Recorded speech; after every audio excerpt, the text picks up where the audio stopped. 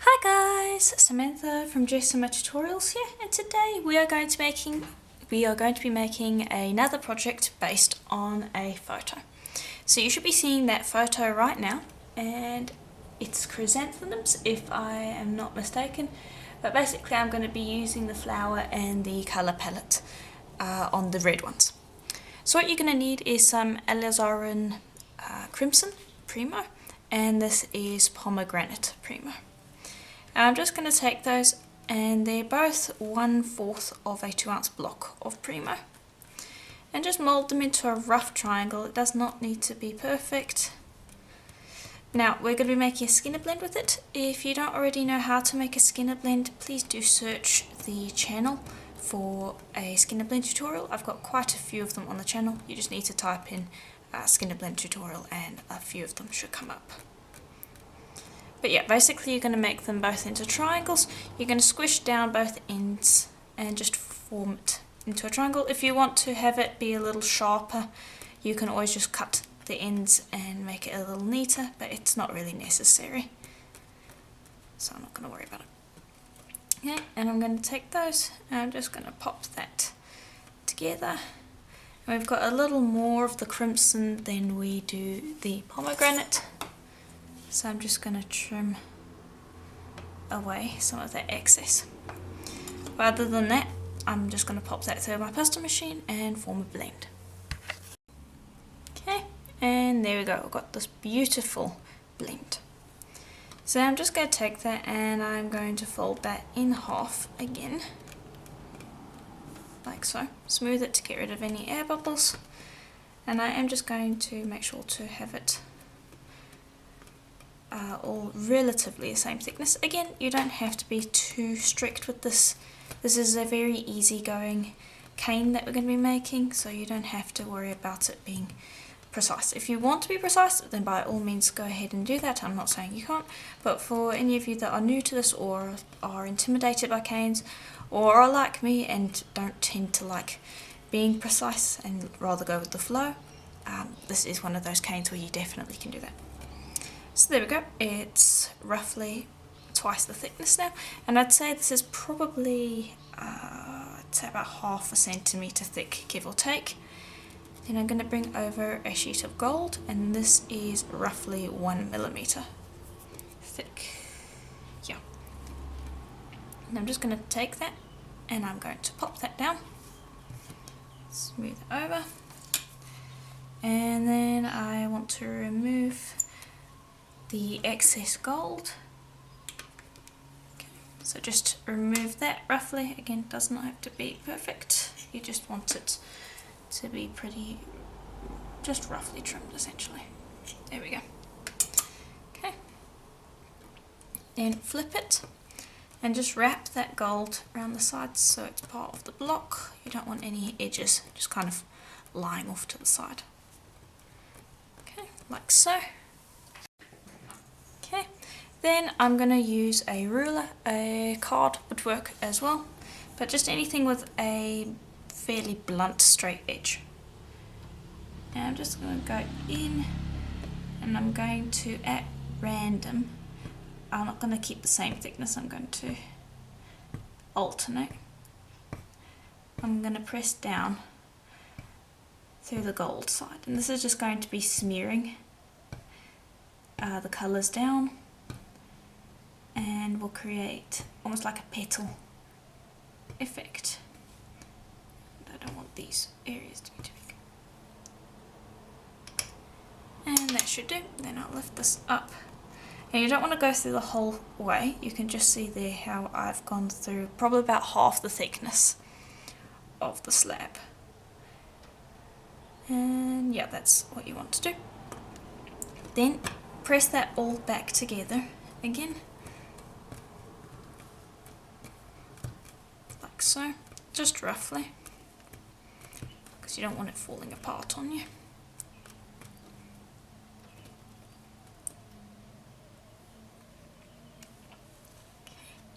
Then we want to be going dark side first, so I'm just going to gently taper this, just because it will make rolling it easier. And then you're going to start rolling and just be careful, the gold is going to split. If I show you here, you can see how it's kind of curling in on itself. That's what you want, but as you're curling it, you want to be pressing and making sure that it's not splitting completely.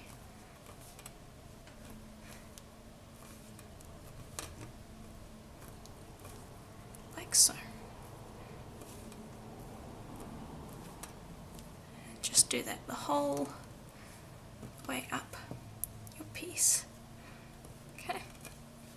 Then once you get to this end, I'm just going to taper that a little by giving it a quick squish, then pressing that down.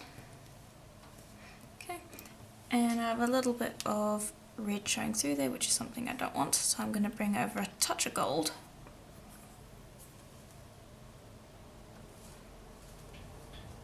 Just to cover that up. There we go. Then press that all together so that you close up all gaps that have been created. Like so. Okay. And then I'm just going to reduce it a touch. I don't want to do too much reducing. Just enough that everything sits together nicely. And that shouldn't take too long. Okay, there we go. That should work. Then I'm just going to bring over a blade and let's have a look at how it looks. Okay, and there you can see how that looks. Let me just go a little deeper. Okay, there we go. So you've just got some gentle checkering of the gold. The next step now is going to be to go in and once again chop it. Though this time I'm not going to do it with the ruler, I want something a little blunter. So I'll bring over a card this time. And I'm going to do basically what I did before, but I'm going to be going much deeper. And I'm going to be keeping it pretty even. And I'd say I'm going through, you can see there how far I'm going in. And I'm just going to do that the whole way around the cane.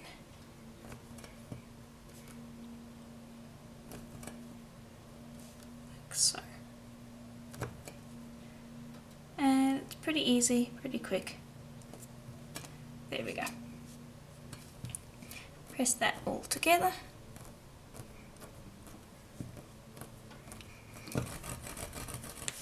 Roll it up. Okay, and then let's have a look, see how it looks. There we go, and that will have given you a more chrysanthemum-like effect. But I did want to keep the checkered effect because it just adds a little bit more personality. Okay, so I'm going to put that to the side, just allow that to rest. We don't need that at the moment. And I'm going to bring over some black and some jungle. And all we need to do with these, this is about, let me correct black, we don't need quite as much. This is about 1/4 of a block for each colour. And all you want to do is chop that roughly up into sections. So I have not conditioned these. They were cut straight from the block essentially. So they should chop up easily, they shouldn't stick together. And you just want to chop them fine, similar to what you would do if you were creating faux turquoise, except we're not going to be putting paint in the middle of these. And I might actually take some of my excess gold, chuck some of that in there, that's optional, but I might do that as well, just to give us a little bit of shine in there. There we go. Then just slide that all together, bunch that up into a block. And if the colours weren't distributed completely, you can always shuffle it around a bit before squishing it into a block. But yeah, just basically do that. And then we're going to give it a slice and see how well distributed they are. If they're not very well distributed, you can always just chop it up again. Okay, squish that together. Okay. And just take a chop and have a look, and I'm quite happy with that. Okay, so then I'm going to chop up pieces that are going to be roughly as thick as I want my earrings to be. Okay. And I need about 2 slices per earring. Then just pop those together, and you can be rough with it. It's okay if it comes out a little distorted because, well, it's supposed to look distorted.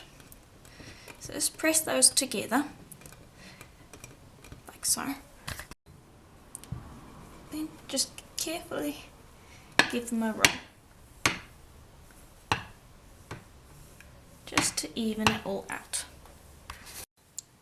Okay, then just pick them up off your tile, pop them onto a piece of paper, and then we're going to burnish them down properly so that we get rid of all fingerprints and get rid of any gaps, things like that. Okay. And just do that thoroughly.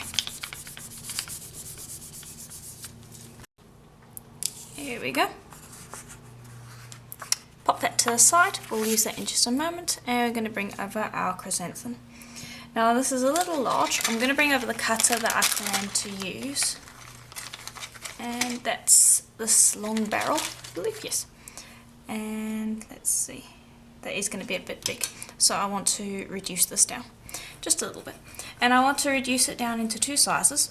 So we're going to get the largest one now. And then the next size down, I want to be about half the size, roughly. Or maybe like 1/3 the size. Okay, let's see, how's that look? Yes, that's the correct size. Okay, then I like to cut off a little more than half. Pop that to the side, we will use that in a bit. And then this one I'm going to reduce down again.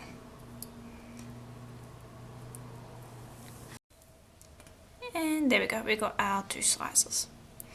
So now I'm going to want probably, I'm going to cut 2 slices of this one, and I'm trying to get those slices as thin as I can. If you let your cane rest, you'll have a better chance with that. Okay, and I'm just going to mould that back into shape. Pop those to the side, generally on a piece of paper is best. I'm going to cut another one. Okay, and then I'm going to cut a few slices of the small one. Okay, and bring this over. And bring your cutter that you're going to use over. Make sure that it's about the right size. This might actually be a bit large because I don't want it to be longer than this, so I'll bring the next size down. Here we go, that fits better. And just mark out the shape of your cutter, roughly, like so. Then I'm going to bring over these pieces, and I'm going to place them down like so. And because we're making an earring, make sure to mirror it. Okay, and I want another one up the top here, and just make sure to mirror it each time. There we go. Then I'm gonna just press that down with my fingers at first, and we're not worried about fingerprints because that's easy to take care of later on. Just press it down like so, just so that we smooth the edges out, and then I'm going to burnish it. If I burnished it straight away right now, we'd probably end up distorting it a bit, so I like to use my fingers first. Okay, go over that piece of paper from earlier, and give it a thorough burnish until it feels flat under your fingers. Okay, then the last step, now this is optional, you don't have to do it, but I want to have some texture. And what I'm going to do is I'm going to use a ball tool to texture around the edge of the flower, and then continue texturing everywhere that is not flower. Just because I think it will look nice, and then later once we give it like a little bit of a sand, it will look quite nice because the flowers will then have a nice glossy shine to them, whereas the rest of it will just have a really nice texture to it. Now I would use sandpaper, but the risk is that you will end up texturing the flowers, which is something I don't want. You're just going to have a lot more control by texturing it with a ball tool, like so. And you'll end up with a more deliberate texture as well, which is something that I quite like. So just use your cutter to generally see whereabouts you need to texture. Texture the whole area, repeat with the other one. And there we go. Then just grab your cutter, pop it into place, and just make sure you like where it is sitting. And actually, before I do that, I actually want to have a hole in these, so I'm going to bring over a micro circle cutter and I'm going to cut that hole first. Okay. And then I will center this around that instead of doing it the other way around, because it's so much easier doing it that way around. So just move that around. This is why I like working on a piece of paper as well, because it allows me to reposition it and make sure that I'm getting that right. Press down, press only halfway through, and then lift up your cutter, because we are cutting this on a piece of paper, and so the likelihood is that your cutter will stick. Your clay will stick to your cutter. I'm going to put that in because I can see that it's distorting a touch while I'm cutting. Now I'm going to cut the whole way through, twist that to release it, lift that up, and that should allow you a decent cut. This is a little thick, so I'm just going to go in and clean those edges up a bit because I didn't cut as nicely as I'd like, and I will repeat with the other one. And there we go. So now I'm going to pop that into the oven for a full hour at Primo's recommended temperature, and when it's done we might give it a little bit of a sand just to give it a bit of a shine, and assemble them. Okay, and then once they're out of the oven I plunge them into some cold water just to get them to set, and now we are going to start sanding them. So I start with a 400 grit wet dry sandpaper, and this is wet, and I usually will sand it by the sink, and then I'll go up to a 600, then an 800, and then a 1200. And you're going to want to sand the sides and the back for the most part, just to clean that all up, but you also do want to give the front just a light sand. You don't want to be doing it too much. And then once you're done with the 400, just go up to the next grit and continue on until you've gone through all of your grits. Okay, and here they are once I finish sanding. See, at the moment they're going to have a matte finish to them, but they'll be nice and smooth. You shouldn't be able to feel any lumps on the back. The front, you are going to obviously have that texture still showing. But you can leave them like this if you want to. However, I want to give them a nice shine. We went through all the effort of sanding them, so I want to give them a good old buff. So I'm going to be using some Renaissance wax. And now I will start off by applying the Renaissance wax on the back, because when you're working with something that has a texture on it,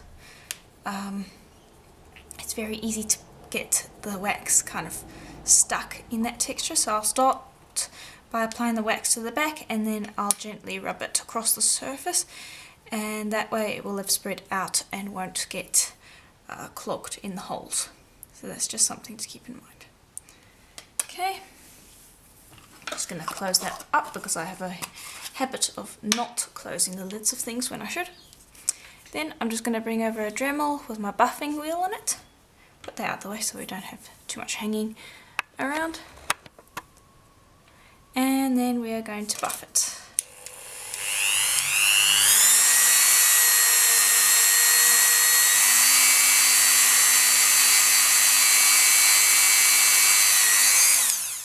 Okay, I've just buffed half of it so you can see the difference there. So you can see there how nicely that's come out. So I'm going to buff the rest of the piece and the other one as well. And here we go. So you can see they have a really nice, beautiful sheen to them.